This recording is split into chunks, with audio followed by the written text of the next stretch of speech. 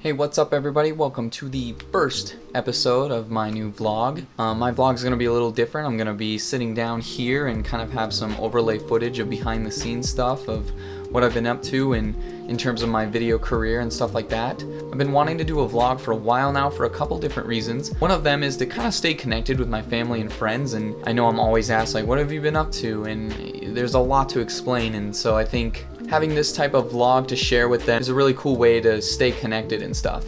And another reason is to showcase some of the behind the scenes of the productions that I've been involved with. So this first episode is going to cover July and part of early August. Of course, it's only been like a couple weeks in, but anyways, one of the biggest recent experiences I've had is working with American Flat Track and NBC Sports Network. So even though I'm not that into broadcasting, I still took this on for one, I'm not gonna lie, NBC Sports Network and that kind of big name there. Also two, I wanted to be part of a bigger production with a bigger team, bigger equipment, and kind of get out of my comfort zone there and see what I could learn from this experience. There was 4 days total, 2 days at the Buffalo Chip and 2 days at the Black Hills Speedway in Rapid City. And I would say 2 of those days were setup. 1 day at the Buffalo Chip for setup, 1 day at Black Hills Speedway for setup, and then 2 days of broadcasting. I'm not gonna lie, I would say about 20% of it was actually like broadcasting and filming, and the other 80% was really just setup, which, I mean, I'm not gonna complain because I actually really enjoyed the setup process. It was a lot of heavy lifting where my non-muscle self was not used to doing that type of heavy lifting, but I pushed through it. It was a lot of, carrying out these big boxes of the camera equipment. Even the tripods themselves were super heavy. The wires for the fiber were heavy. And it was a lot of also just like walking with that equipment, or we also had these side-by-sides that we could drive with to deliver the equipment to the areas that it was needed. In terms of the actual broadcasting, there was about 6 or 7 cameras total. I can't exactly remember, but it was really cool because we were all in different spots and kind of working as a team to like make this one broadcast come to life and make sure all the angles were covered. So this is kind of hard to explain, but we were basically at our stations with our camera, had headsets on where we could kind of hear each other and we could actually talk to each other if we press this button. And our main thing was listening to the director who was in the production truck, who was also switching to our cameras. And let me tell you, that was probably the most intense part of the entire experience, was exactly what to do in that moment. And he was so fast at talking. I'm gonna say this slowly and try to replicate it, but it was like in seconds that he would do it, almost like an auctioneer.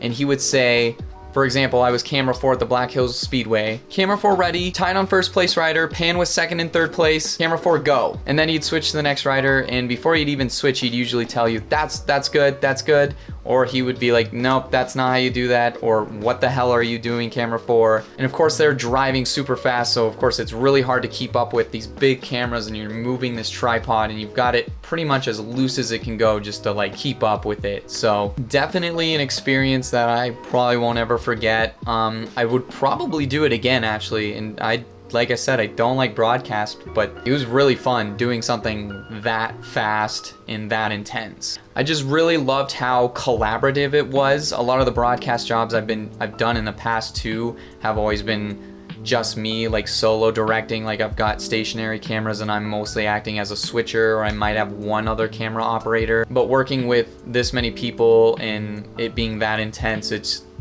an adrenaline rush for sure. One of my favorite things actually about the whole setup was I could click this button on my tripod and it would show me on my view monitor the actual broadcast and what is being played on the broadcast at that time, and I could kind of watch that to know where they were at on the track if I couldn't see the riders, or if it was commercial break to know like when we were back and stuff like that. So I'd say one of the craziest moments of it all too is right in front of me there was a huge crash with 3 different riders. One rider who literally had to be taken to the ER immediately after the crash. 2 ambulances came out onto the racetrack as it happened.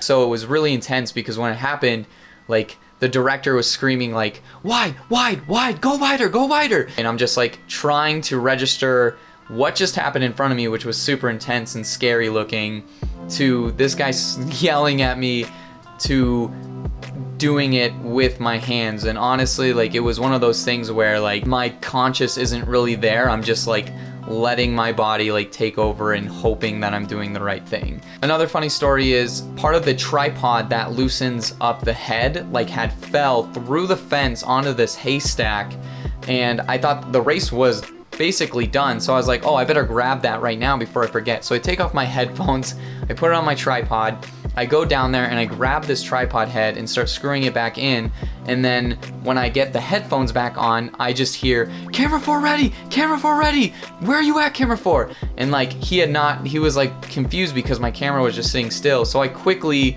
like looked around, seen that the rider was doing a victory lap, grabbed the tripod, zoomed in on him, and he's like, camera 4 go, and then he was like, yeah, great shot, or whatever it was, and he was actually super excited about the shot, so I saved my last minute there on that end. Another funny thing in my opinion about that whole experience was how dirty I was. I think being on the racetrack, when they would fly by, there would be dirt just flown at me, and I was wearing a ton of sunscreen and bug spray as well, and so that kind of got stuck to me.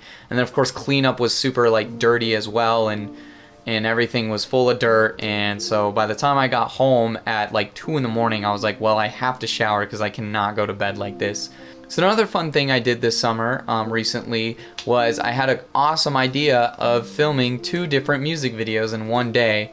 I had already been scheduled to film a music video in Custer, and later on, kind of last minute, I got booked to do Camp Comfort's music video for Mimosa, which had been kind of being planned for a while, but there never was a production date. So last minute I was hit with, this Saturday, it's happening, and I was like, oh shoot, I already have a music video scheduled. Left my house at about 7 and got to Custer at 9, and we started filming from like 10 a.m. to about 12 p.m.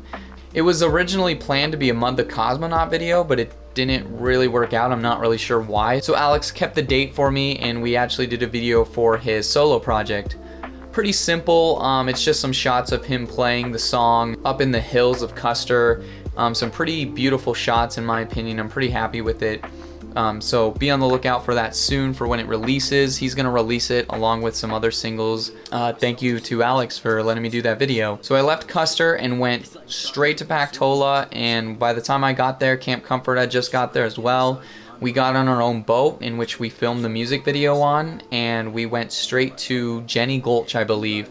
I'd never been on a boat, so when I got on, I was not used to that thing moving. I felt kind of stomach sick, and I usually don't get motion sickness. And I remember just even telling Nevada and 2 of the other guys, I was like, I've never been on a boat before, and I'm actually pretty nervous right now. And they were actually super shocked because, I mean, Black Hills culture, it's, you know, most people have been on a boat, but you know, I'm not a big lake guy or a beach guy in general. What's funny too is on our way there, the boat actually broke down for reasons I don't know, but thankfully we were able to get a tow all the way to Jenny Gulch.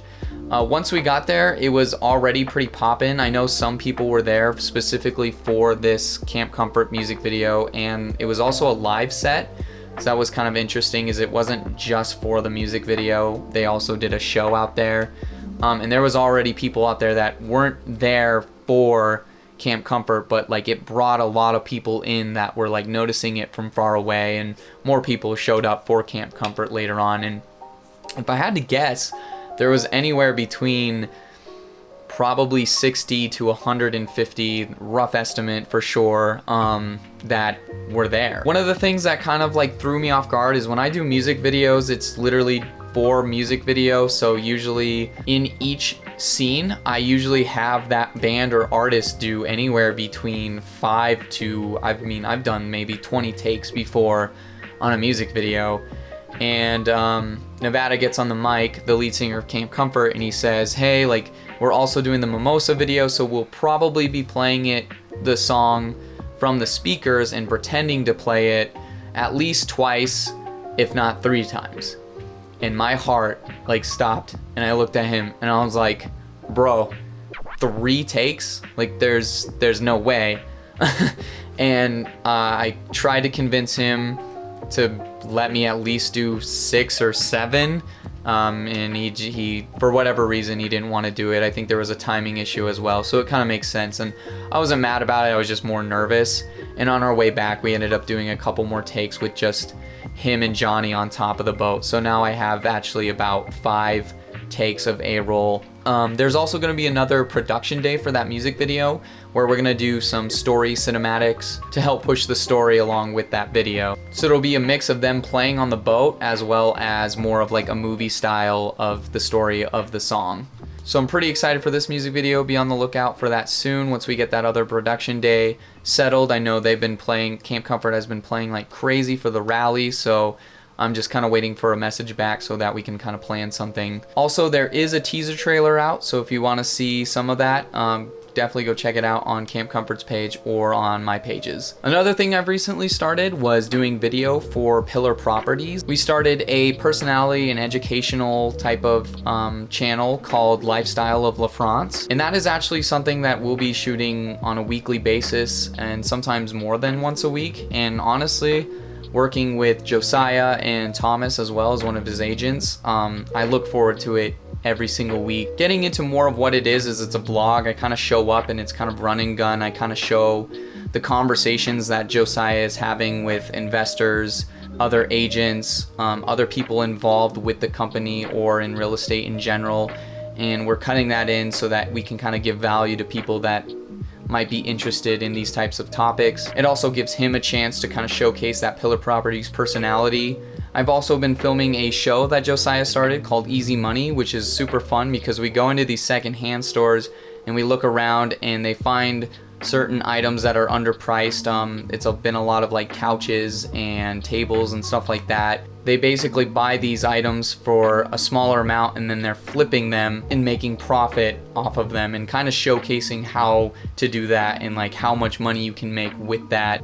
On the second episode of Lifestyle of France, Josiah had his photographer come and take photos of him and his other two agents for, you know, marketing purposes, business purposes. I also want to give a quick shout out to his photographer, Alyssa, because she also took some sweet photos of me pouring coffee at Harriet Oaks. So yeah, big thank you to that. You can find her on Instagram here. And so yeah, that's been super fun, and I definitely have a feeling that this is something that's kind of starting small but is going to become something much bigger in the future, and I'm really excited for that. Me and Josiah are constantly talking via messages with new ideas and stuff like that. So definitely be on the lookout for more content with that. The last thing I want to talk about in this vlog is the wedding I shot a couple days ago for Tia and Dan out of Spearfish. And this story is super interesting because it was the first wedding ever at this venue, which is the Barn at Aspen Acres. And Tia and Dan are actually the ones that created and made the venue. So the first marriage wedding event at this venue happens to be the owners, which I think is just super fascinating. I won't lie, the shoot was kind of hard because I had to kind of rewire my mind a little bit because we were shooting 3 different videos at the same time. We were doing a standard wedding film for Tia and Dan. We were also doing a documentary style wedding video at the same time, which that's not too hard. I just gotta grab more B-roll, get more, and then get interviews, which were super fun. The answers I got from those interviews for the documentary are super powerful and emotional. I'm really excited to share those. And then the third thing is shooting an actual commercial for the Barn at Aspen Acres.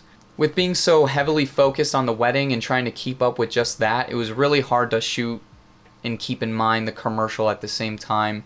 So I'm really excited to do more stuff at the Barn at Aspen Acres, and I think the future is super bright for that venue. She's already announced a food festival there, which I am beyond pumped about, and I'm gonna try to maybe see if she might want some videos for that.